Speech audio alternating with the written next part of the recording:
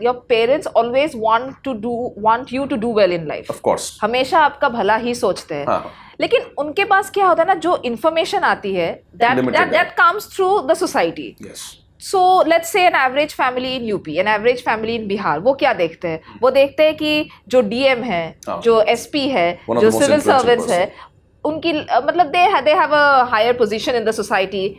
The society respects them. उनकी हाँ, they have all the privileges and status.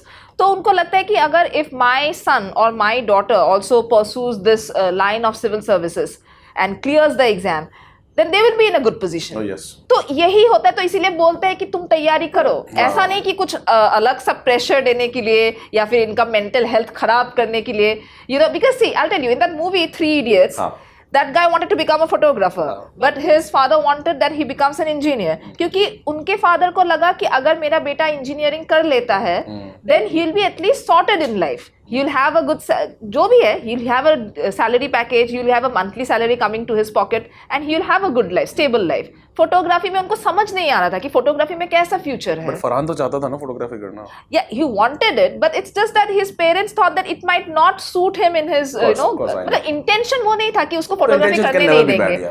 Intention ये था कि बस वो अच्छा करे लाइफ में. बस उनको पता नहीं था कि ये शायद हो सकता है कि उसका पैशन ना हो. I think the way of communication from the parents part could be a bit better. लेकिन उनके आप देखिए, हमारे पेरेंट्स का अगर आप देखेंगे, they are 60s 70s educated people. तो वहाँ उस जमाने का जो माइंडसेट था, it's very different.